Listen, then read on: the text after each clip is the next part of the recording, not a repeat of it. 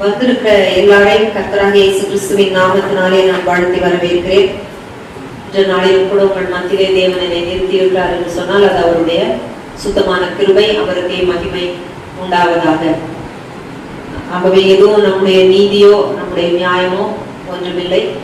நம்ம இந்த இடத்துல வந்து நான் இருக்கிறேன் என்று சொன்னாலும், இந்த இடத்துல நீங்கள் அமர்ந்திருக்கிறீர்கள் என்று சொன்னாலும் எல்லாமே அவருடைய நீதி.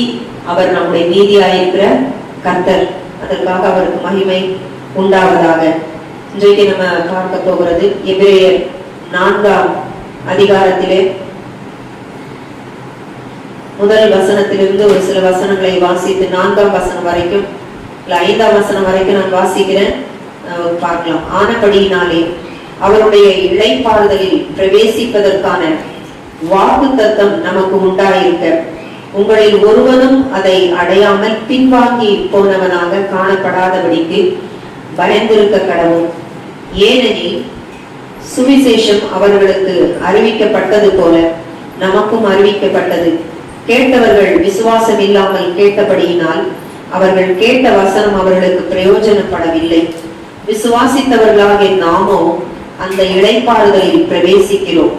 அவருடைய கிரியைகள் உலக தோற்றம் முதல் முடிந்திருந்தும் இவர்கள் என்னுடைய இளைப்பாறுதலில் பிரவேசிப்பது இல்லை என்று என்னுடைய கோபத்திலே ஆணையிட்டேன் என்றார். மேலும் தேவன் தம்முடைய கிரியைகளை எல்லாம் முடித்து 7ஆம் நாளிலே ஓய்ந்திருந்தார் என்று 7ஆம் நாளை குறித்து ஓரிடத்தில் சொல்லியிருக்கிறார். அன்றியும் அவர்கள் என்னுடைய இளைப்பாறுதலில் பிரவேசிப்பதில்லை என்றும் அந்த இடத்திலே தானே சொல்லியிருக்கிறார். ஆகையால் சிலர் அதில் பிரவேசிப்பது இன்னும் வரப்போகிற காரியமாய் இருக்கிறபடியினாலும் சுவிசேஷத்தை முதலாவது கேட்டவர்கள் கீழ்ப்படியாமையினாலே அதில் பிரவேசியாமல் போனபடியினாலும் இன்று அவருடைய சத்தத்தை கேட்பீர்களாகில் உங்கள் இருதயங்களை கடினப்படுத்தாதிருங்கள் என்று வெகு காலத்திற்கு பின்பு தாவீதின் சங்கீதத்திலே சொல்லி இருக்கிறபடி இன்று என்று சொல்வதினாலே பின்னும் ஒரு நாளை குறித்திருக்கிறார். யோசுவா அவர்களை இளைப்பாறுதலுக்கு உட்படுத்தி இருந்தால் பின்பு அவர் வேறொரு நாளை குறித்து சொல்லி இருக்க மாட்டாரே. ஆகையால் தேவனுடைய ஜனங்களுக்கு இளைப்பாறுகிற காலம் இனி வருகிறதாக இருக்கிறது. ஏனெனில் அவருடைய இளைப்பாறுதலில் பிரவேசித்தவன் தேவன் தம்முடைய கிரியைகளை முடித்து ஓய்ந்தது போல தான் தன் கிரியைகளை முடித்து ஓய்ந்திருப்பான். அதாவது 10வது வசனம் வரைக்கும் வாசிச்சிருக்கிறேன். எபிரேயர் 4ஆம் அதிகாரம் 1லிருந்து 10. 3ஆம் அதிகாரத்துல பார்த்தீங்கன்னா பழைய ஏற்பாட்டினுடைய விசுவாசிகளை குறித்து இருக்கும். அந்த வனாந்தரத்திலே அவங்க தேவனை விசுவாசியாமல் போனார்கள், முறுமுறுத்தார்கள். அதனால அநேகர் என்ன செஞ்சிட்டாங்க, அடிந்து போயிட்டாங்க. அதனால அவங்க வந்து அவங்களுடைய 3ஆம் அதிகாரம் 10ஆம் வசனத்துல நம்ம வாசிக்கும் போது சங்கீதத்துல சொன்ன சில விஷயங்கள் அங்க இருக்கும். 9ஆம் வசனம் சொல்லுகிறது, உங்கள் பிதாக்கள் என்னை சோதித்து என்னை பரீட்சை பார்த்து 40 வருஷ காலம் என் கிரியைகளை கண்டார்கள். ஆதலால் நான் அந்த சந்ததியை அரோசித்து 40 வருஷமா அவங்கள வழி நடத்தியிருக்காரு. ஆனா கூட அவங்களுடைய வாழ்க்கையில ஒரு விசுவாசம் வரவில்லை, ஒரு நல்ல ஒரு காரியம் வரவில்லை. ஏதோ ஒரு நாள் 2 நாள் அவர் ஏதோ பார்த்துட்டு டக்குன்னு ஒரு முடிவெடுத்தாருன்னு இல்ல, 40 இயர்ஸா நடத்துறாரு. எகிப்திலிருந்து கொண்டு வராரு, வனாந்தரத்துல 40 வருஷங்கள். அதனால அவர் சொல்றாரு, அந்த சந்ததியை நான் அரோசித்து, அதாவது அருவருத்து, அவர்கள் எப்பொழுதும் வழுவி போகிற இருதயம் உள்ள, எப்போ அப்படின்னா ஆல்வேஸ், அவங்க கொஞ்சமும் கர்த்தருக்குள்ள நிக்கிறதே இல்ல. இத்தனைக்கு ஏன்னா அவங்க கண்களினாலே கண்டவர்கள். மேக ஸ்தம்பத்தை பார்த்தாங்க, அக்கினி ஸ்தம்பத்தை பார்த்தாங்க, அவருடைய பெரும் சத்தத்தை கேட்டார்கள், அவருடைய பரிசுத்தத்தின் மகத்துவத்தை எல்லாம் அவங்க பார்த்தாங்க. அது எவ்வளவு பயங்கரமா இருக்கிறது. அந்த பரிசுத்த மீறுதல் அங்க உண்டாகும் பொழுது அந்த மலையை யாரா தொட்டுட்டா, அவர் வந்து இறங்குகிற அந்த மலையை தொட்டா மறிப்பார்கள் என்கிற அந்த விஷயம் எல்லாம் அவங்க பார்த்தாங்க. தேவன் அண்டைக்கு பரிசுத்தம் இல்லாமல் ஒருத்தரும் போக முடியாதுன்றதெல்லாம் அவங்க தத்ரூபமாக அவங்க பார்த்தவங்க, அவங்களுக்கு நல்லாவே தெரியும். அப்படி இருந்தும் கூட அவங்க எப்பொழுதும் வழுவி போகிற இருதயம் உள்ள ஜனம் என்றும் என்னுடைய வழிகளை அறியாதவர்கள் என்றும் சொல்லி என்னுடைய இளைப்பாறுதலில் அவர்கள் பிரவேசிப்பதில்லை என்று என்னுடைய கோபத்திலே ஆணையிட்டேன். அதனால 12 சொல்லுகிறது, சகோதரரே, ஜீவனுள்ள தேவனை விட்டு விலகுகிறதற்கு ஏதுவான அவிசுவாசம் உள்ள பொல்லாத இருதயம் உங்களில் ஒருவனுக்குள்ளும் இராதபடிக்கு நீங்கள் எச்சரிக்கையாயிருங்கள். அப்படின்னா வழுவி போகிற ஒரு எப்பவுமே ஆல்வேஸ் கொஞ்சம் கூட விசுவாசிக்கிறதே இல்லை. ஆனா அவரோ நன்மை செய்து கொண்டே இருக்கிறாரு, கூடவே இருக்கிறாரு. என்னென்ன செய்யணுமோ அத்தனை செஞ்சுட்டு தான் இருக்கிறாரு. அவர் மாறாதவர். அதனால அவர் செய்யற எல்லாமே செய்யறாரு. பட் ஸ்டில் அவங்களுக்கு அந்த வாக்கு தத்தத்தெல்லாம் அவர் பண்ணி இருக்காரு. கொண்டு கானான்ல சேர்ப்பேன் எல்லாம் சொன்னாரு. ஆனா கூட அந்த அவங்களால என்ன செய்ய முடியல, விசுவாசிக்க முடியவில்லை. ஆகவே அந்த வனாந்தரத்திலே அந்த ஒரு சந்ததி, எகிப்திலிருந்து புறப்பட்டு வந்த சந்ததி மாண்டு போனது. அந்த சந்ததியிலிருந்து யோசுவாவும் காலேபும் மட்டும்தான் தங்குனாங்க. அதன் பின்பு பிறந்த புது ஜெனரேஷன் இந்த யோசுவா காலேபோடு கூட கானானுக்குள் பிரவேசித்தார்கள். அதனால்தான் அவர் கோபத்திலே ஆணையிட்டேன்னு சொல்றாரு. வழி போகிற இருதயம், எவ்வளவுதான் அவர் பேசினாலும் அவருடைய வழிகளை அவர்கள் அழித்துக் கொள்ளவில்லை இருக்கு. அப்படின்னா அவர் ஒரு வழி சொன்னார்னா இவங்க ஒரு வழியை என்ன செய்யறாங்க, தெரிந்து கொள்ளுகிறாங்க. அதனாலதான் வழுவி போகிற ஒரு இருதயம், ஹார்ட்டை பத்தி தான் அவர் பேசுறார், இருதயத்தை பத்தி தான் அவர் பேசுறார். நம்ம ஒரு ஒரு இனிஷியல் ஸ்டேஜ்ல நமக்கு நிறைய கேள்விகள் இருக்கும். இதெல்லாம் ஏன் நடக்குது, இந்த சோதனைகள் எப்படி வருதுன்னு போது நம்ம தெரிந்து கொள்ள முடியும். ஏன்னா பைபிள்ல சத்துருவை குறிச்சு எழுதியிருக்கு. அவன் நிறைய பிரச்சனைகளை கொடுக்கிறது, மனிதர்களை அவன் இழுக்கிறது, வஞ்சிக்கிறது எல்லாம் இருக்குதான். ஆனாலும் இடம் கொடுக்கிறது யாரு? நம்ம தான் இருதயத்துல இடம் கொடுக்கிறோம். ஏன்னா we are the one choosing it. எது வேணும் எது வேண்டாம் அப்படின்றத தெரிந்து கொள்ளுகிறது யாரு? மனுஷங்க தான். அவன் நிறைய தந்திரங்களை பண்ணலாம், அவன் நிறைய காரியங்களை அவன் கொண்டு வரலாம், அவன் தப்பானதை போதிக்கலாம், அவன் தப்பான விஷயங்களை எல்லாம் பண்ணலாம், டிராப் வைக்கலாம், என்னென்னமோ செய்யலாம். எல்லாம் அவன் செய்யதான் செய்வான். ஆனால் ஹார்ட் பத்தி தான் அது எழுதி, பொல்லாத இருதயம், விலகுவதற்கு ஏதுவான அவிசுவாசம் உள்ள பொல்லாத இருதயம். அந்த இருதயத்துல விசுவாசமே இல்ல தேவனை பற்றி. அப்ப அவங்க தேவனை விசுவாசிக்கிறத விட அவங்க எதைதான் விசுவாசிக்க ஆரம்பிக்கிறாங்க? எகிப்தினுடைய வாழ்க்கையை தான் விரும்பினாங்க, அதைதான் அவங்க விசுவாசிச்சாங்க. தங்களுடைய கண்களினால கண்டதெல்லாம் அந்த மாதிரி விஷயங்களை எல்லாம் அவங்க அந்த என்ன சொல்றது, ரொம்ப ஒரு ஏதோ எங்களுக்கு சாப்பிட கிடைச்சது, இது கிடைச்சது, அது கிடைச்சது, இந்த வனாந்தரத்துல எங்களுக்கு ஒண்ணுமே கிடைக்கல அப்படின்னு சொல்லிலாம் அவங்க இது பண்றாங்க. மோசேயை தேவ சமூகத்துல இருக்கும்போது அவங்களால பொறுமையா விசுவாசமா இருக்க முடியல. அப்ப இந்த வனாந்தரத்தை நாங்க அழிஞ்சு போடுவோம் போல இருக்கு அப்படின்னு சொல்லிட்டு என்ன செய்யறாங்க, விக்கிரகங்களை உண்டு பண்ண சொல்றாங்க, ஆரோனையும் கம்பல் பண்றாங்க. அப்ப இந்த மாதிரி விஷயங்கள் எல்லாம் அவங்களுக்குள்ள என்ன செஞ்சுட்டே இருக்குது, இருந்துட்டு இருக்குது. தேவன் பிசாசு நிறைய செய்யதான் செய்யறான், இல்ல சொல்லல. ஆனால் இயேசுவும் என்னதான் சொன்னாரு? ஹார்ட். எல்லாமே எதன் உள்ளிருந்து புறப்படுகிறது? இருதயத்திலிருந்து வருகிறது தான் மனுஷனை தீட்டு கொடுக்கும். பிசாசு உண்டுதான், அவன் கொண்டுதான் போடுவான். இப்போ நம்மளே படிப்போம் நிறைய இடத்துல, ஒரு கேரட்டை கொண்டு போட்டுருவாங்க. எதுக்கு? ஒரு ராபிட் என்ன செய்யும், அதை பார்த்து ஓடி டிராப்ல விழும். ஒரு எலும்பை போடுவான் பிசாசு, நாய் என்ன செய்யும், ஓடி வரும். அப்ப அவன் வீடு அது காவல் காக்க வேண்டிய வேலையை விட்டுட்டு இந்த எலும்பை பார்த்துட்டு வந்ததுன்னா திருடனாகிய பிசாசு அந்த வீட்டுக்குள்ள நுழைவான். அவன் எல்லாமே அவன் செய்யதான் செய்வான், அது இல்ல சொல்லல. நான் எலும்பு போடுவான், கேரட் போடுவான். ஆனாலும் சூசிங் இட், எந்த வழி என்பதை சூஸ் பண்ணுகிறது மனிதன் தான். அதனால நம்ம ஒரு இனிஷியல் ஸ்டேஜ்ல இது என்ன, அது எப்படி, இது எப்படின்ற அந்த கேள்விகள் இருக்கும் பொழுது இவைகள் எல்லாம் நிறைய விஷயங்கள் இன்றைக்கு பூமியில சத்துரு செய்கிறான் என்பதை தேவன் நமக்கு நிறைய நேரங்கள்ல கற்றுதான் கொடுத்திருக்கிறார். அவனுடைய தந்திரங்கள், அவனுடைய பேச்சு, அவனுடைய வழிகள், இதெல்லாம் நமக்கு அவர் சொல்லிதான் கொடுத்துட்டார். அதிலும் மேல அவர் என்ன சொல்றதுன்னா, நம்முடைய விசுவாசத்தை தான் தேவன் என்ன செய்யறாரு, முக்கியமாக பார்க்கிறார்.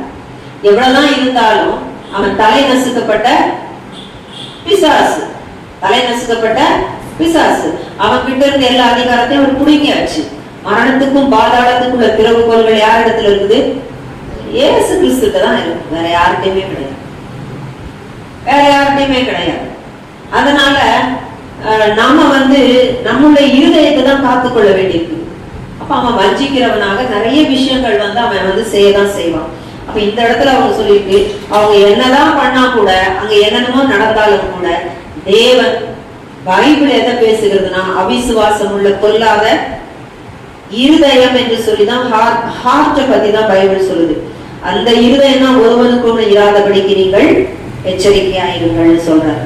அப்போ அவங்களுக்கும் சுவிசேஷம் அறிவிக்கப்பட்டதான், அறிவிக்கப்பட்டும் என்ன செய்யல, நிறைய பேர் இளைப்பாறுதலில் பிரவேசிக்கவில்லை. ஆனா தேவனோ உலக தோற்றம் முதல் எல்லா கிரியைகளையும் அவர் முடிச்சுட்டாரு, முடிச்சா ஓய்ந்துட்டார். அவர் புதுசா மனுஷனுக்குன்னு ஒண்ணு செய்யறதுக்கு எதுவுமே இல்லையா, எல்லாமே அவர் செய்துட்டார். அப்படி இருக்கும் பொழுது இப்போ கோபத்துல சொல்றாரு, நீங்கள் என்னுடைய இளைப்பாறுதலில் பிரவேசிப்பது இல்லைன்னு சொல்றாரு. ஏன்னா அவ்வளவு தூரம் மனிதனை நேசித்து தேவன் எல்லாவற்றையும் செய்திருந்தும் அவனால விசுவாசிக்க முடியவில்லை. அவனுக்குள் எப்படிப்பட்ட ஒரு ஹார்ட் இருக்கிறது? அவிசுவாசம் உள்ள கொல்லாத இருதயம். அவிசுவாசம் உள்ள கொல்லாத ஒரு இருதயம் இருக்கு. அந்த இருதயத்தை குறித்து தான் வேதவசனம் சொல்லுகிறது. ஆகவே நாம எந்த ஒரு இருதயத்தோடு கூட நான் தேவனிடத்துல வந்திருக்கிறேன், நான் தேவனை பின்பற்றுகிறேன், எந்த ஒரு வழியை நான் தெரிந்தெடுத்திருக்கிறேன், இதுதான் நம்ம பார்க்கணும். நம்ம அந்த நம்மளுடைய, ஏன்னா ஏவாள் ஒரு காரியத்தை செஞ்சா, சர்ப்பம் என்னை வஞ்சித்தது. எது என்னை வஞ்சித்தது? சர்ப்பம் என்ன வஞ்சிச்சது என்று சொல்லி அந்த ஒரு ரீசனை காரியத்தை யார் மேல கொண்டு ஏவாள் போட்டா? சர்ப்பத்தின் மேல போட்டா. ஆதாம் ஒன்று சொன்னாரு, இந்த நீர் எனக்கு கொடுத்த ஸ்திரீ தான் என்ன செஞ்சா, அந்த பழத்தை கொடுத்தான்னா சாப்பிட்டேன் என்று சொல்லி அவங்களுடைய கிரியைகளுக்கு, அவங்க செய்வதற்கு ஒவ்வொருவரும் ஒரு ஒரு காரியத்தை சொல்லிக் கொண்டேதான் இருந்தாங்க. ஆனால் எல்லாருமே ஒரு காரியத்தை தெரிந்து கொள்ள வேண்டி இருக்கிறது. அவங்கதான் சூஸ் பண்றாங்க, இத சாப்பிடலாம், இத சாப்பிட வேண்டாம்.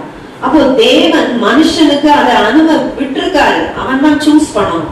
இந்த இடத்துல சொல்லி இருக்கு, எபிரேயர் 3ஆம் அதிகாரத்துல என்ன சொல்லி இருக்கிறான்னா, அவருடைய வழிகளை என்ன செய்யவில்லை, அவங்க என்னுடைய வழிகளை அறியாதவர்கள் என்றும் சொல்லி, என் வழிகளை அவங்க அறிந்து கொள்ளவில்லை, என்னுடைய வழிகளை அவர்கள் ஏற்றுக்கொள்ளவில்லை என்று சொல்லி அந்த இடத்துல அவர் சொல்றார். அப்போ சுவிசேஷம் எல்லாருக்குமே அறிவிக்கப்பட்டது. இன்னைக்கு நம்ம பார்க்கிறோம், சபைகளுக்கு போனா வேத வசனத்துக்கு பஞ்சமே கிடையாது, வாக்குத்தத்த வசனங்கள் பேசுகிறதற்கு குறைவே கிடையாது. எல்லாரும் தேவன் என்னோடு கூட பேச வேண்டும் என்று சொல்லி போகிறதுல எந்த குறைவுமே கிடையாது. நம்ம ஒரு வாக்குத்தத்த வசனம் கிடைத்தது என்று சொன்னா சந்தோஷப்பட்டுதான் வருவோம். இதே போலதான் சுவிசேஷம் பழைய ஏற்பாட்டுல எல்லாருக்கும் சொல்லப்பட்டது. ஆனால் ஒருவரை எங்க போகலையா, கானானுக்குள் போகவில்லை. அவருடைய கீழ்ப்படியாமைகள், அவருடைய பொல்லாத ஒரு இருதயம், தேவனுடைய வழிகளை அவர்கள் அறிந்து கொள்ளவில்லை. அப்போ தேவனுடைய வழியை அறியறதற்கு என்னுடைய இருதயத்தை நான் என்ன செய்யணும்? செலுத்தணும்.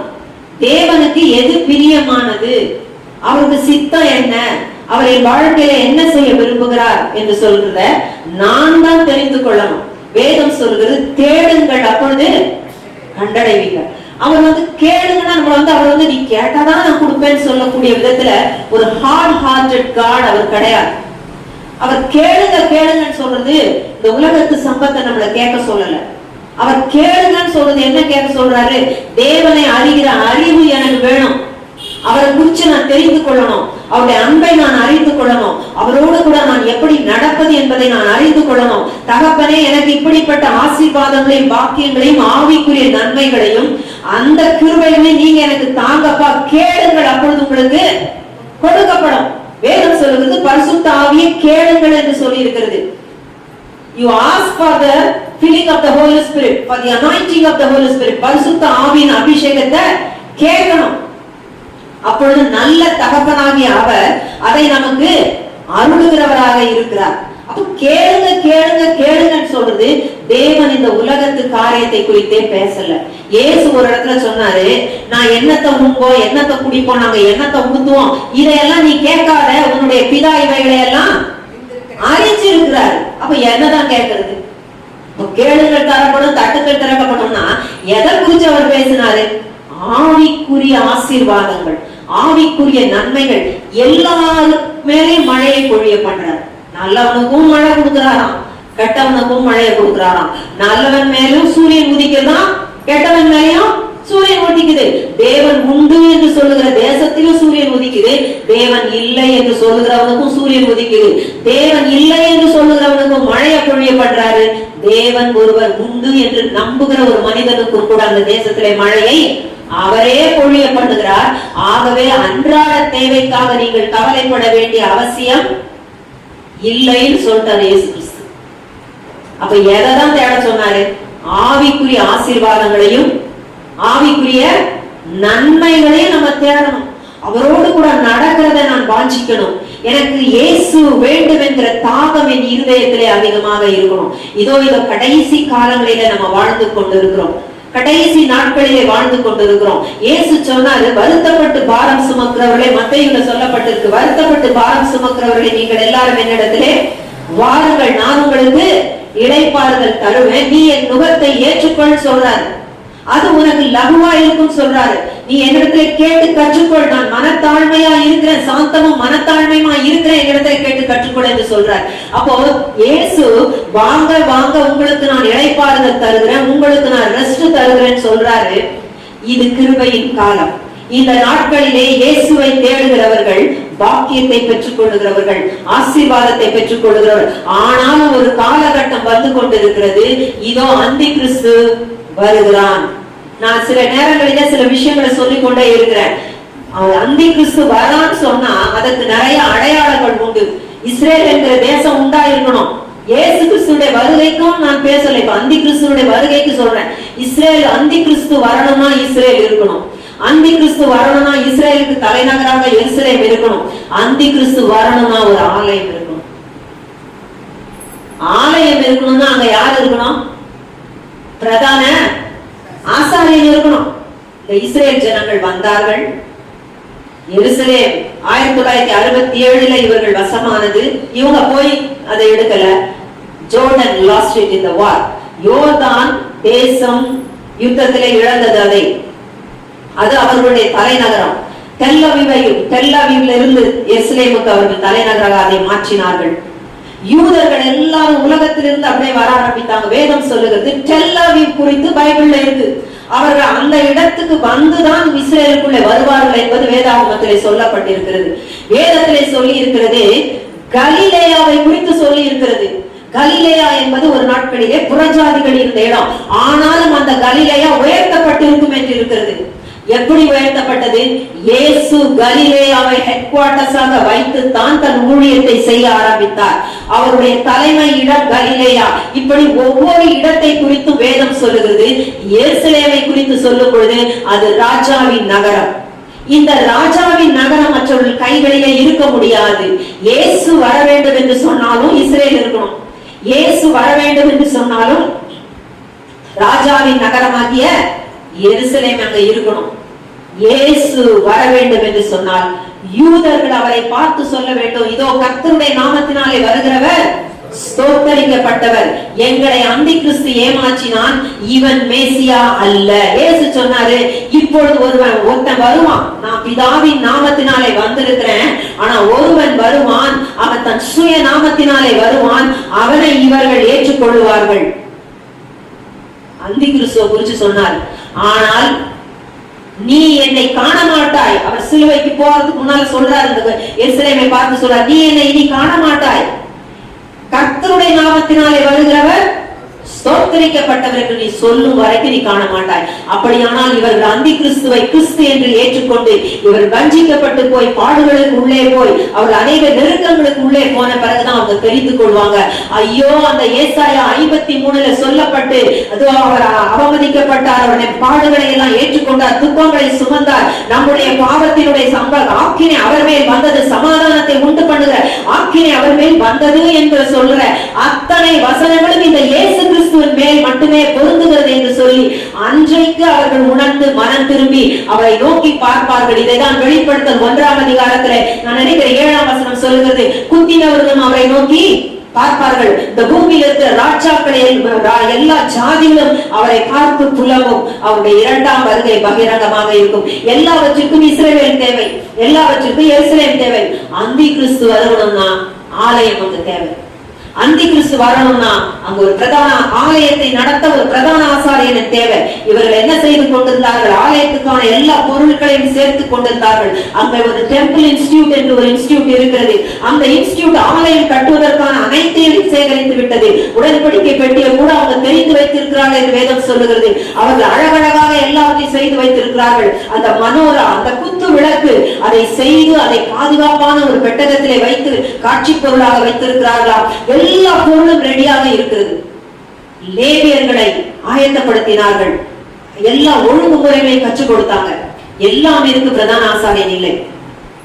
2016 என்று நினைக்கிறேன் அந்த வருஷத்துல அவர்கள் இன்டரிம் ஹை பிரீஸ்ட் என்று சொல்லி ஒரு மனிதனை அபிஷேகம், ஒரு மனிதனை ஏற்படுத்தினாங்க. அப்படின்னா அர்த்தம் தற்காலிக பிரதான ஆசாரியன். இந்த தற்காலிக பிரதான ஆசாரியனை அவர்கள் ஏற்படுத்தினார்கள். இப்பொழுது என்ன பண்ணிருக்கிறாங்க? கொஞ்சம் நாளைக்கு முன்னால தற்காலிக பிரதான ஆசாரியனை பிரதான ஆசாரியன் என்று அபிஷேகம் பண்ணியாச்சு. இப்ப பிரதான ஆசாரியனும் ரெடி. அந்த பலியிடுகிறதற்கான அந்த கன்றுக்குட்டிகள் எல்லாம் ரெடியாக இருக்கிறது. எல்லாம் ரெடியா இருக்குது. அதையும் கண்டு வளர்த்துட்டாங்க, கிளீனா கண்டுபிடிச்சு செய்துட்டாங்க. அது ரொம்ப ரேர். அந்த அந்த வெரைட்டி ரொம்ப ரேர். அதையெல்லாம் எடுத்து அவருக்கு வேலை வைத்து இப்ப பலி எடுத்துக்கு ரொம்ப ஆயத்தமா இருக்கிறாங்க. High priest ready. அப்படின்னா இப்ப யார் ரெடி? யார் ரெடியா இருக்கணும் வரத்துக்கு? அந்தி கிறிஸ்து ரெடி. அந்தி கிறிஸ்து வரணும்னா 2 தீர்க்கதரிசிகள் இருக்கணும். 2 தீர்க்கதரிசிகள் ரெடி. ஆனால் யார் தடுத்து கொண்டிருப்பது? 2 தெசலோனிக்கர் 2ஆம் அதிகாரத்திலே சொல்லுகிறது, அந்த அக்கிரமக்காரன் வெளிப்பட முடியாதபடிக்கு ஆவியானவர் என்ன செய்யறாராம்? தடுத்து கொண்டிருக்கிறார். சபை தடுத்து கொண்டிருக்கிறது. அப்போ சபையை எடுக்க இயேசு எந்த நேரத்திலும் வருவார். ஹல்லேலூயா. நித்திய பிரதான ஆசாரியனாக இயேசு ரெடியா இருக்கிறார் நமக்கு. ஆனா இவங்க தங்களுக்கு ஒரு பிரதான ஆசாரியன் ஒருத்தர் உண்டாக்கி வச்சிருக்காங்க. இவர்கள் இப்பொழுது வஞ்சிப்பினுடைய கதவு அவங்களுக்கு திறந்திருக்குது. They have entered into deception. அவங்க வஞ்சிப்பு என்கிற கதவுக்குள்ள பூந்தாச்சு, போயாச்சு. கொஞ்ச காலம் தான் இருக்கிறது. இன்னைக்கு கூட இயேசு வரலாம். ஏன்னா அங்க எல்லாம் இஸ்ரேல்ல ரெடியா இருக்கு. அங்க யுத்தம் வந்து கொண்டிருக்கிறது. காசாவை குறித்து தீர்க்க தரிசனங்கள் இருக்கிறது. காசா பயங்கரமா இருந்து கொண்டிருக்கிறது. பைபிளை எடுத்து வாசிக்க வேண்டும். காசாவை குறித்து திட்டவட்டமான தீர்க்க தரிசனங்கள் இருக்கிறது. இந்த கடைசி காலங்களிலே நடந்து கொண்டிருக்கிற ஒவ்வொன்றும் தொலைக்காட்சிகளிலே நீங்க கேள்விப்படுகிற செய்திகள், இவைகள் எல்லாம் உலகத்துக்கு புரியாமல் இருக்கலாம். சில நேரம் விசுவாசிகளுக்கும் புரியாது. ஆனால் வேதத்தை ஆராய்ந்து படித்து தேவனுடைய சமூகத்திலே இயேசுவின் வருகையை வாஞ்சியோடு கூட எதிர்பார்க்கிற ஒவ்வொரு மனுஷனுக்கும் மனுஷிக்கும் தேவன் இவைகளை வெளிப்படுத்தி கொண்டே இருக்கிறார். இதோ தீர்க்க தரிசனங்கள் எல்லாம் நிறைவேறிக் கொண்டிருக்கிறது. நான் வந்து விட்டேன் வாசல் அருகே. அத்திமரம் எல்லாம் துளித்தாயிற்று. அப்படின்னா என்ன அர்த்தம்? எல்லா அக்கிரமத்துக்கான காரியமும் பூமியிலே துளித்து விட்டது. அக்கிரமம் நிறைவடைகிற அந்த டைம்ல அந்த பாதகன் வெளிப்படுவான் என்று தானியேல் தீர்க்க தரிசன புஸ்தகம் சொல்லுகிறது. அந்த டைம் அப்படின்னா என்ன அர்த்தம்? சின் பெருகி இருக்கணும். பாருங்க, பாவம் பயங்கரமாக பெருகி இருக்கிற ஒரு காலகட்டத்துல நம்ம வந்திருக்கிறோம். அதோடு கூட அறிவு பெருத்திருக்கோம். அறிவு பெருத்திருக்கிற காலத்துல வந்திருக்கிறோம். அறிவு பெருத்திருக்கிறது என்றதுக்கு என்ன ஒரு இது சொல்லுங்க பார்க்கலாம். அன்பு தணிஞ்சு போச்சு. டெக்னாலஜியை சொல்லுங்க பார்க்கலாம். ஏஐ வந்தாச்சு, ஆர்டிபிஷியல் இன்டெலிஜென்ஸ் வந்தாச்சு. இன்னைக்கு artificial intelligence it's almost like god. அது ஒரு தேவன் போல அது இருந்து கொண்டு இருக்கிறது. அதை கன்சல்ட் பண்ணாத நபரே கிடையாது.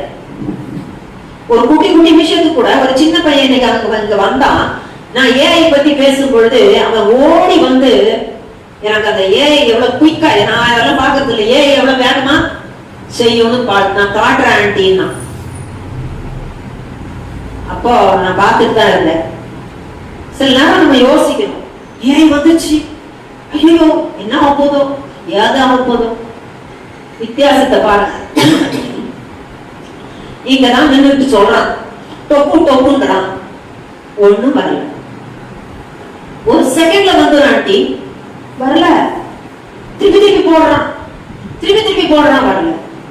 அப்ப நான் சொன்னேன், உலகத்துக்கு வேணுமானால் ஏஐ பெரிதாக இருக்கலாம், ஆனால் நீ தேவ சமூகத்தில் நின்று கொண்டிருக்கிற உன் ஏஐ வேலை செய்யாது.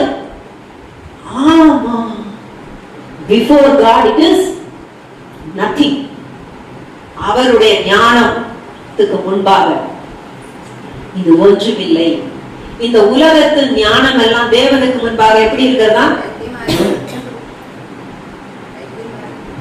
பைத்தியமா இருக்கு, பைத்தியமா இருக்கு. இந்த பைத்தியக்காரத்தனமான இந்த ஞானத்தை நாடி ஓடிக்கொண்டிருக்கிற உலகம், இதனாலே எனக்கு பிழைப்புண்டாகும் என்று நினைக்கிற மனிதர்கள், இதை நம்பி ஓடிக்கொண்டிருக்கிற வாலிபரின் கூட்டம். ஆனால் இவர்களுக்கு தான் இருக்கிறது திண்டாட்டம். இவர்களை ஒரு நேரத்திலே இந்த பிசாசு எக்கப்படுறான், ஆட்டம் காட்டி கொண்டிருக்கிறான்.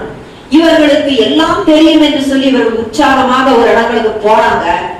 ஆனால் அவருடைய கனவுகளை எல்லாம் அழிக்கும்படியாக எது வந்து உட்கார்ந்து இருக்குது? வேற ஒண்ணுமே கிடையாது. இந்த 5 மாசத்துல மாத்திரம், 2025 இந்த 5 மாசத்துல மாத்திரம் அநேகர் வேலை இழந்துட்டாங்க. எதால? ஏஐ. சினி ஃபீல்டுல ஏஐ. அது எங்கேயும் இல்லாம இல்லைங்க, சர்ச்சுக்கு ஏஐ. அன்னைக்கு பாக்குற ஒரு உயிர்த்தொழில் பத்தி ஒரு பாட்டுன்னா ஒரே செகண்ட் தான், பாட்டு ரெடி, டியூன் ரெடி, எல்லாம் ரெடி, ஏஐ பாடுது. ஏஐ ஜீசஸ் நீங்க போட்டு பாருங்க, நெட்ல வருது, அது பேசுது ஏசு மாதிரி. எந்த காலகட்டத்துல இருந்துட்டு இருக்கிறோம்?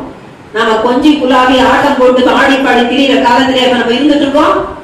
கிடையாது.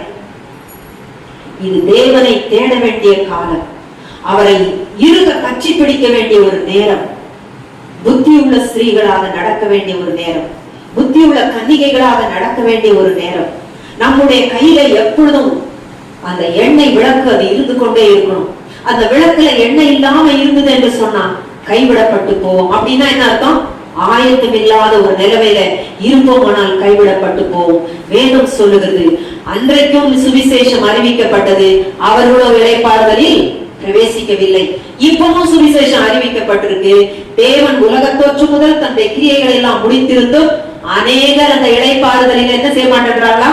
பிரவேசிக்க முடியாது. ஏன்னா அவிசுவாசம் உள்ள பொல்லாத இருதயம் அவர்களுக்குள் இருந்தபடியினாலே அவர்கள் கர்த்தருடைய வழிகளை அறியாமல் போனார்கள். அப்ப கர்த்தருடைய வழியை நான் எப்படி தெரிந்து கொள்ளுவேன்? நான் தான் விரும்பணும், அததான் நான் கேட்கணும், வேதத்துல படிக்கணும், பைபிள் எடுத்து வாசிக்கணும். அருமையானவர்களே, நம்ம கைவிடப்பட்டு போவோமானால் பயங்கரம். இளைப்பாறுதலில் பிரவேசிப்பது இல்லை என்று சொல்லுகிற வார்த்தை மிகவும் மிகவும் மிகவும் மனிதனாலே தாங்கிக் கொள்ளவே முடியாத கொடூரமான ஒரு வார்த்தை. ஏனென்று சொன்னால் நிரந்தரமான செப்பரேஷன் ஃப்ரம் காட், தேவனை விட்டு நிரந்தரமான ஒரு பிரிவு. இப்போ இந்த உலகத்துல இருக்க எல்லாருக்குள்ள ஒரு உண்டு சந்தோஷமாக இருக்கும். தேவனே இல்லைன்னு ஒருத்தர் சொல்லுவாங்க, அவன் இருதயத்துல கூட சந்தோஷம், அவன் இருதயத்துல கூட சந்தோஷம் இருக்கு. அவனுக்கு தெரியாது யார் கொடுத்தாரு. ஒரு நாள் வந்தது, ஏசு என்னோட பேசினார். நான் என்ன சொன்னேன்? என்கிட்ட நீ பேச வேண்டாம். என்ன சொன்னேன்? என்கிட்ட பேச வேண்டாம். என்கிட்ட பேசும்னு எல்லாரும் முட்டி போட்டு ஜெபிக்கிறாங்க, உபவாசம் பண்றாங்க, என்னென்னமோ கேட்கறாங்க. அவங்க கிட்ட எல்லாம் நீ போய் பேசும்.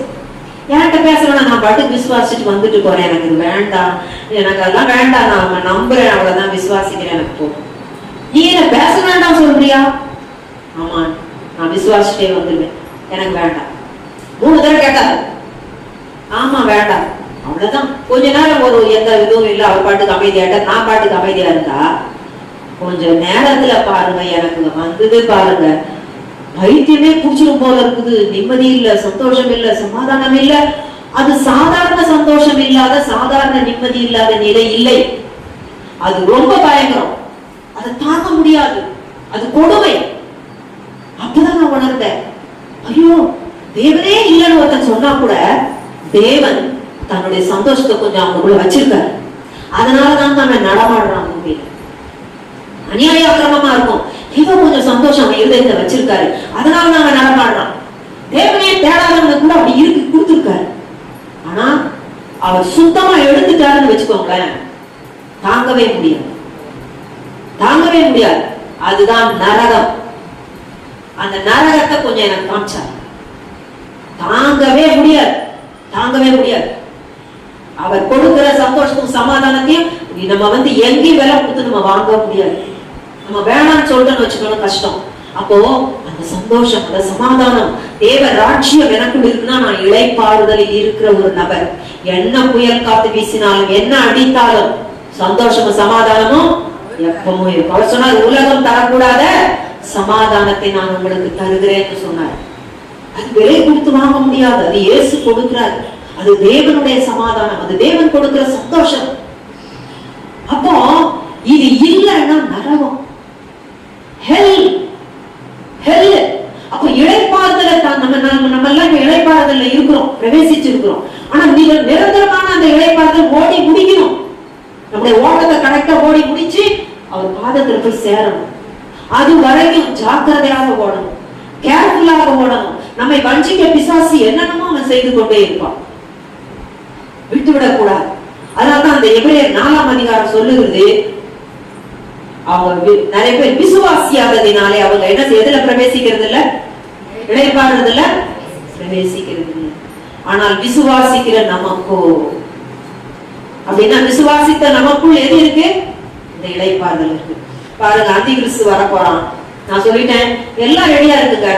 சர்ச் தான் ஆன்டி கிரைஸ்ட் வராதபடிக்கு தடுத்து கொண்டு இருக்கு, ஆவியானவர் தான் தடுத்து கொண்டு இருக்கிறாரு. எப்போ அவர் நம்ம இயேசு சர்ச்சை எடுக்கிறாரோ நமக்கு தெரியாது. எனி டைம் போயிடும், எனி டைம் போயிடும். நம்ம அந்த டைம்ல நம்ம ரிலேஷன்ஷிப் எல்லாம் நிக்காது. ஹஸ்பண்ட் ஒய்ஃபுக்கு உதவி செய்ய முடியாது, ஒய்ஃப் ஹஸ்பண்டுக்கு பண்ண முடியாது, அம்மா அப்பாவுக்கு பண்ண முடியாது, அப்பா யாரும் பண்ண முடியாது, குழந்தை குட்டி ஒன்னும் பேச்சே கிடையாது.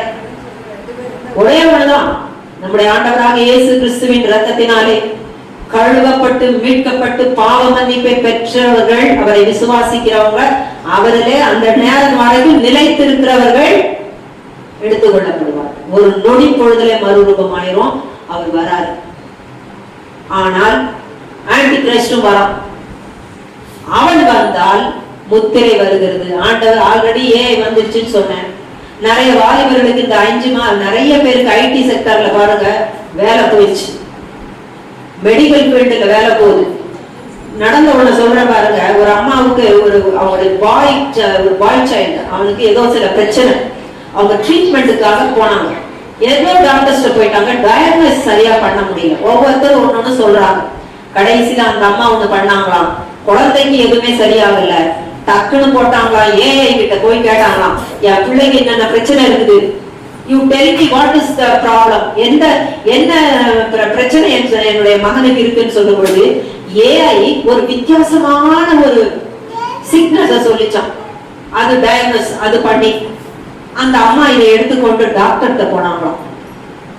அப்பதான் டாக்டர் சொன்னாராம், ஆமா இப்படி ஒண்ணு இருக்கு. உடனடியாக அதற்கான எல்லா பிளட் டெஸ்டும் அதுவும் இதுவும் எடுக்கும் பொழுது அந்த குழந்தைக்கு அந்த பாதிப்பு தான் வந்திருக்கு. மெடிக்கல் ஃபீல்டுலயும் இன்னைக்கு எதுதான்? ஏஐ தான். இதனால அநேகர் வேலைகளை இழக்கிற ஒரு நிலைமை. ஒரு இடத்துல ரொம்ப காலம் வேலை செஞ்சிட்டு இருந்தா உடனடியா தூக்குறாங்க. நிறைய சம்பளம் வாங்கிட்டு இருக்கிறவங்க உடனடியா தூக்குறாங்க. அப்பா எங்க போவீங்க? யார்கிட்ட போய் தஞ்சம் போக முடியும்?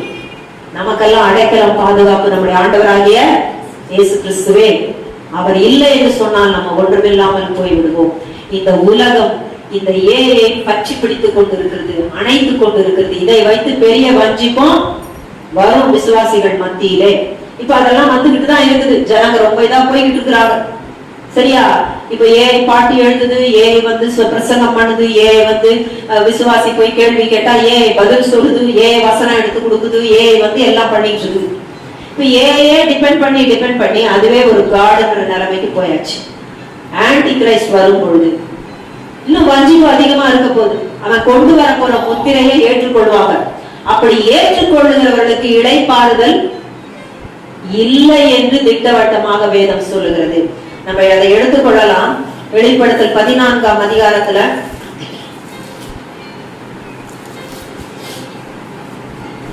9ஆம் வசனத்திலிருந்து நான் வாசிக்கிறேன். அவர்களுக்கு பின்னே 3ஆம் தூதன் வந்து மிகுந்த சத்தமிட்டு மிருகத்தையும் அதன் சொரூபத்தையும் வணங்கி தன் நெற்றியிலாவது தன் கையிலாவது அதன் முத்திரையை தரித்துக் கொள்ளுகிறவன் எவனோ அவன் தேவனுடைய கோபாக்கினையாகிய பாத்திரத்திலே கலப்பில்லாமல் வார்க்கப்பட்ட அவருடைய உக்கிரமாகிய மதுவை குடித்து பரிசுத்த தூதர்களுக்கு முன்பாகவும் ஆட்டுக்குட்டியானவருக்கு முன்பாகவும் அக்கினியினாலும் கந்தகத்தினாலும் பாதிக்கப்படுவான். பனிஷ்மெண்ட் சொல்றாங்க அந்த முத்திரையை ஏற்றுக்கிறவங்களுக்கு.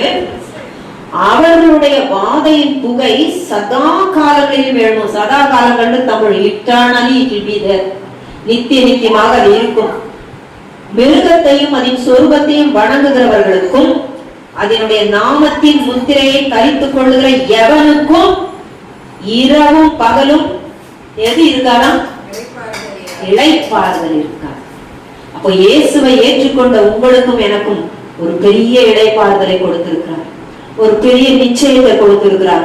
பரிசுத்த ஆவியினுடைய அபிஷேகத்தை கொடுத்திருக்கிறார். இப்போ இவன் போடுற முத்திரையை ஏத்துக்கிட்டா இந்த நிலைமை. அப்போ நம்ம எல்லாருக்குள்ளே ஒரு முத்திரை இருக்கணும். இயேசு வரும் பொழுது நம்முடைய நெற்றிகளிலும் கூட ஒரு முத்திரை இருக்கணும். என்ன முத்திரை? ஆவியானவருடைய முத்திரை போடப்பட்டவர்களாக நம்ம காணப்படணும். அப்போ பரிசுத்த ஆவியினுடைய அபிஷேகத்தை பெற்றுக்கொள்ளணும். இயேசுவை ஏத்தாலே ஆவியான பரிசுத்த ஆவியை நாங்க பெற்றுக்கிட்டோம் அப்படின்னு சொல்ற சில கூட்டம் எல்லாம் உண்டு. ஆனா இயேசு தனி, பரிசுத்த ஆவியானவர் தனி. ஆகவே பரிசுத்த ஆவியானவருடைய அபிஷேகத்தை பெற வேண்டி இருக்கிறது. அவர் முத்திரையாக நமக்கு அருளப்படுகிறார். எபேசியர் 5ஆம் அதிகாரத்தை நம்ம எபேசியர் நினைக்கிறேன். எபேசியர் எடுத்துக்கொள்வோம். எபேசியர் 4ஆம் அதிகாரத்தை எடுத்துக்கொள்ளலாம். எபேசியர் 4ஆம் அதிகாரத்துல 31ஆம் வசனமா? அன்றியும் 30ஆம் வசனம். அன்றியும் நீங்கள் மீட்கப்படும் நாளுக்கென்று. என்ன தெளிவா எழுதி இருக்குது? மீட்கப்படுற நாள் எது? தேவன் அன்றைக்கு நம்ம போய் சேர்றதான் டோட்டலா மீட்கப்படுற நாள். அவருடைய வருகை மீட்கப்படுகிற நாள். நான் மறிச்சிட்டேன்னு சொன்னா பரலோகராஜ்யம் போற நாள் மீட்கப்படுற நாள். அவர் வருகும் போது மீட்கப்படுகிறேன். அந்த நாளுக்கென்று முத்திரையாக பெற்ற தேவனுடைய பரிசுத்த ஆவியை துக்கப்படுத்தாதீர்கள். முத்திரையாக பரிசுத்த ஆவியானவர் கொடுத்திருக்கிறார். அப்ப எனக்குள்ள பரிசுத்த ஆவியினுடைய அபிஷேகம் எனக்கு இல்லை என்று சொன்னால் நான் முத்திரை உடையவனா முத்திரை இல்லாதவனா? நான் முத்திரை உடையவனாக இருக்கணும். பரிசுத்தாவின் அபிஷேகத்தை நான் பெற்றுக்கொள்ளணும். பிதாவண்டையில கேட்கணும், இயேசு கிட்ட கேட்கணும். என பரிசுத்தாவின் அபிஷேகத்தினாலே நிரப்பும். நம்முடைய சிறு பிள்ளைகளை பரிசுத்தாவினால நிரப்பணும், கேட்கணும். பரிசுத்த ஆவியானவர் மீட்கப்படும் நாளுக்கென்று முத்திரையாக நமக்கு அருளப்பட்டிருக்கிறார். அந்தி கிறிஸ்து வந்தா ஒரு முத்திரை இருக்குது. இயேசுவின் பிள்ளைகளுக்கு ஒரு முத்திரை இருக்கு. நம்முடைய சாய்ஸ் தான். இயேசு வேண்டான்னு விலகிட்டோம்னா அந்தி கிறிஸ்துவோட முத்திரையை தான் நம்ம தரிச்சு கொள்ள போறோம். எப்படி அந்தி கிறிஸ்துடைய முத்திரை தான். யாரும் வாழ முடியாது அதை ஏற்றுக்கொள்ளாம. அவனை எதுக்குறவர்கள் கொல்லப்படுவார்கள். அந்த முத்திரை இல்லாம இருக்கிறவங்க எல்லாம் கொல்லப்பட போறாங்க. இதுதான் வரப்போற ஒரு காரியம்.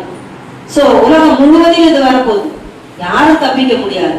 அதற்கு முன்பாக மீட்பின் நாள் இருக்கிறது, ரட்சிப்பின் நாள் இருக்கிறது, தேவன் தன்னுடைய பிள்ளைகளை தன் அண்டையிலே சேர்த்துக் கொள்ளுகிற நாள் இருக்கிறது. இளைப்பாறுதலுக்கென்று அவர் எடுத்துக் கொள்ளுகிற ஒரு நாள் இருக்கிறது. அந்த நாளுக்காக முத்திரையாக பரிசுத்த ஆவியை அவர் கொடுத்திருக்கிறார். அப்போ இயேசு வரும்பொழுது பரிசுத்த ஆவியின் முத்திரையோடு கூட இருக்கிற எல்லாரும் ஒருவேளை மரித்திருந்தால் முதலாவது அவர்கள் உயிரோடு கூட எழுந்திருப்பார்கள். அதன் பின்பாக உயிரோடு கூட இருக்கிற நாமும் என்ன ஆயிடுவோம்? மறுரூபமாக. ஹல்லேலூயா. யாரை போல இருக்க போறோம்? நம்ம அம்மாவை போல, நம்ம அப்பாவை போல, ஹஸ்பண்ட போல, ஒய்ஃபை போல, யாரை போலையும் கிடையாது. நம்ம நடத்தி வர தலைவரை போல கிடையாது. நம்ம நடத்துற பாஸ்டருங்க போல கிடையாது. நம்ம நடத்துற இவாஞ்சலிஸ்ட் போல கிடையாது. நம்ம எல்லாரும் இயேசுவை போல. ஹல்லேலூயா. இவங்க சரியில்லை, அவங்க யாருமே சரியில்லைதான் பூமியில. இயேசு மாத்திரம்தான் கரெக்ட். அவரை மாத்திரம் ஃபாலோ பண்ணணும். பைபிள் அதுதான் கொடுத்துருக்கு. அது சும்மா இது சரியில்லை அது சரியில்லை நம்ம சொல்லிட்டே இருந்தோம்னு சொன்னா நமக்கு தான் பிரச்சனை. அதை விட்டுட்டு பேசாம இயேசுவை மாத்திரம் பார்த்துட்டு நம்ம போய்கிட்டே இருக்கணும். நீங்க நம்ம எந்த இடத்துலயும் நம்ம இருக்கலாம், நம்ம எந்த தேசத்திலயும் இருக்கலாம். ஆனா பைபிள் பாருங்க தெளிவா சொல்லுது. இந்த மிடில் ஈஸ்ட் தேசங்களை குறிச்சு வெளிப்படுத்தல ஒரு விஷயம் சொல்லியிருக்கு. அது டக்குனு ஞாபகத்துக்கு வருது, அதனால சொல்றேன். வெளிப்படுத்தல் 18 வெளிப்படுத்தல் 17 எடுத்துக்கொள்ளலாம். ஒரு காலகட்டம் வருமா, மிடில் ஈஸ்ட்ல இருக்கிறவங்க எல்லாம் வெளியே வர சொல்றாரு. 18ஆம் அதிகாரத்துல சொல்லப்பட்டது மத்திய கிழக்கு தேசங்கள்ல இருக்கக்கூடிய ஒரு சில பகுதிகளில் இருக்கிறவங்களை குறிச்சுதான் எழுதி இருக்குது. அவர் சொல்றாரு 5ஆம் வசனம், அவளுடைய பாவம் வான பரியந்தம் எட்டியது, அவளுடைய அநியாயங்களை தேவன் நினைவு கூர்ந்தார்னு 5ஆம் வசனம். 4ஆம் வசனம் எடுத்து வாசிக்க. வேறொரு சத்தம் வானத்திலிருந்து உண்டாக கேட்டேன், அது என் ஜனங்களே நீங்கள் அவளுடைய பாவம். அப்படின்னா அதுக்கு முன்னால என்ன போட்டிருக்குன்னா நல்ல மணி, நிறைய பணம், சரிங்களா, நிறைய பணம். மிடில் ஈஸ்ட்ல பணத்தை பத்தி பைபிள் சொல்லுது. நிறைய செல்வம், நிறைய செல்வம். இந்த பின்பக்க வசனம் பாத்தீங்கன்னா இவங்க மனிதர்களை கூட ஆத்துமாக்களை கூட அடிமைகளாக கொள்ளுகிறவர்கள். மனிதர்களை கூட இவங்க வாங்கிடுவாங்க. அந்த அளவுக்கு செல்வ செருப்பும் செழிப்பும் இருக்கக்கூடிய மத்திய கிழக்கு தேசங்கள். அதுல ஒரு சில காரியங்களை குறிச்சு இதுல சொல்லியிருக்கு. என்ன சொல்லியிருக்குன்னா, அவளுடைய பாவங்களுக்கு உடன்படாமலும் அவளுக்கு நேரிடும் பாதைகள், அவளுக்கு என்னெல்லாம் நேரிட போகுதுன்னு நிறைய சொல்லியிருக்குது பைபிள்ல. அதுல நீங்கள் அகப்படாமலும் இருக்கும்படிக்கு அவளை விட்டு வெளியே வந்துருக்கிறது.